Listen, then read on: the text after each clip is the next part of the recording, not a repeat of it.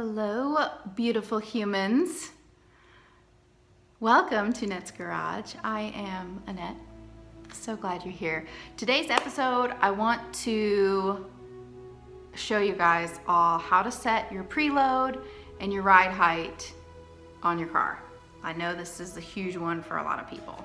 I have BRBC racing coilovers, but the principles apply across the board to all coilovers. What you're gonna need are, first of all, spanner wrenches. These are spanner wrenches. If you buy your coilovers from BC Racing, they come in the package with it. So you'll notice one is smaller than the other. So you've got a small one and a large one. And there are different rings that these fit on. If you got your coilovers from BC Racing, the preload is already set. I highly suggest that you just don't touch the preload. Just set the ride height and be done with it. If you got it secondhand, you might want to make sure you check it and adjust it. All right, this is our lock here, this ring. It locks this ring in, and this top ring is used to adjust preload, which is this side, how much load is on the spring. This is a lock for the ride height. So when you unlock this, you can turn the whole unit up or down. Okay. When I'm measuring the preload, it's literally spring up, okay? And you want that to match spring up from your driver's to your passenger side. So you want to do preload first, then adjust ride height, because they affect each other. You can't adjust the ride height unless the preload is correct. Does that make sense? Because if that's off, it throws all the other measurements off. So I'm going to unlock this and adjust the preload using these spanner wrenches, and there's a hook that kind of hooks and grabs onto the little notches. So sometimes you want to just use a hammer to knock it loose. There we go. Okay, so we have unlocked this, and I want to adjust it here. I'm just gonna put the measuring tape all the way up to where it connects like with the top hat. So I just stick it all the way up there, and I'm measuring down to the bottom of the spring. And I just wanna make sure that matches on both sides. Okay, so I'm gonna go down with it. I have this other bigger spanner, and this will move the spring down. Okay, so I wanted to pause a second here and let you know that if I wanted to add spring load, I would spin the top ring to the right, which would compress the spring more and add load. But I'm going in the other direction, so moving on.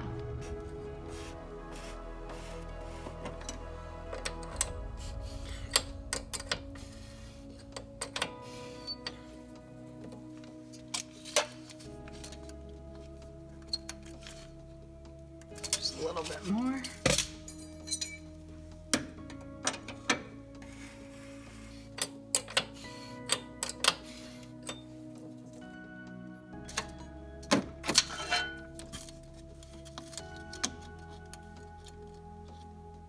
Okay, that is where I want it to be. So I'm going to move this up to lock these guys in place.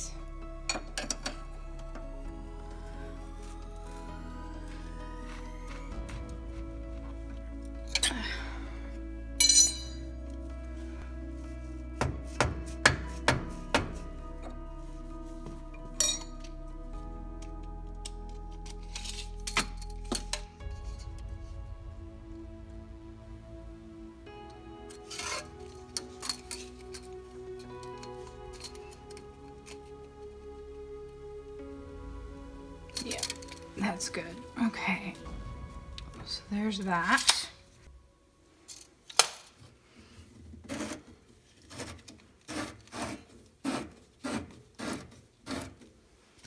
Now that my preload is appropriate and matches the other side, there's no load here, so it's movable, and that's consistent with the other side. I have locked this. Now let's loosen up the bottom here. This direction on the bottom ring is locking it, so I need to go this way.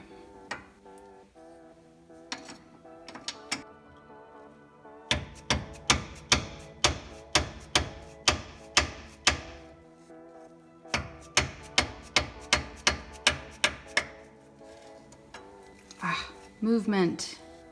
This is good.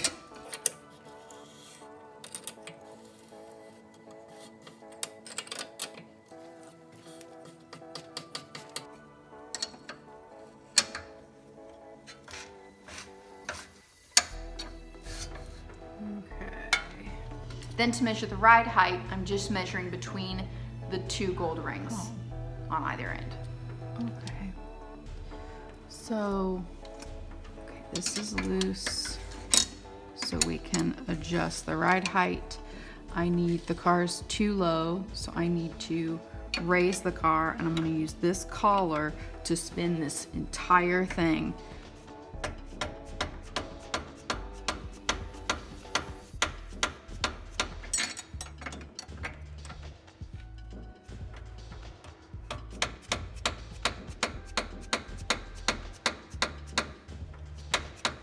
If yours isn't old and seized up like mine, it might be easier for you to turn it, but mine is got some dirt and salt.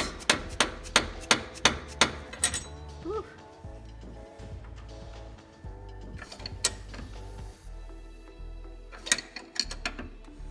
Ooh, we're getting close.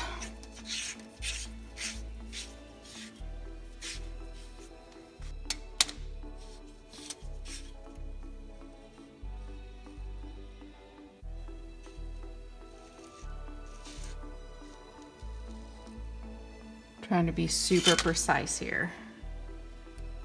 Okay, so I actually think I'm gonna raise it just a smidge, or go back the other direction just a little bit.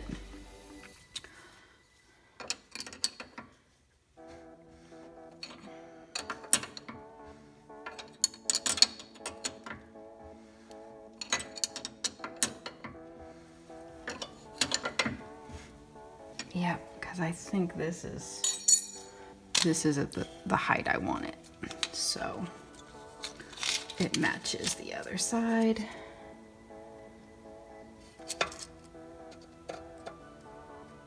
There's nothing wrong with measuring a bunch of times to make sure you're spot on. You know?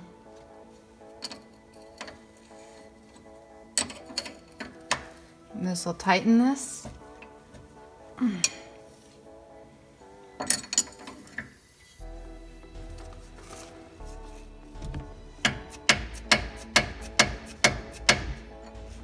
Tightening tap. Okay, I think our ride height is adjusted. After this, you're gonna want to get in alignment because when you adjust the ride height, you're changing the geometry of the suspension components. And so all those things are gonna need to be readjusted. So go get in alignment. If this video was valuable to you, please give me a like. And if you want to hear more from me, please subscribe. That helps me to bring you more content like this. Yeah, thanks for watching. I hope you guys have a great day. Bye.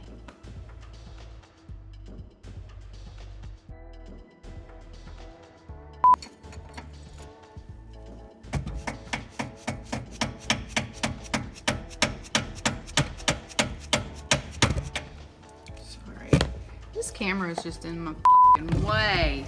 All right. What happened to my light? No. How much you want to bet my battery is about dead? I bet you.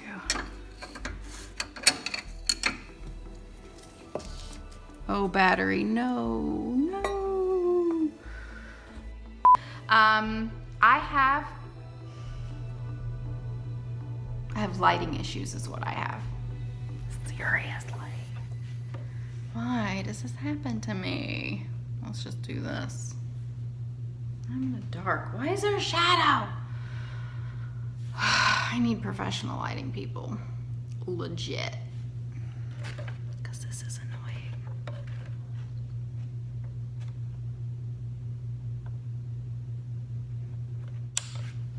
What does that do?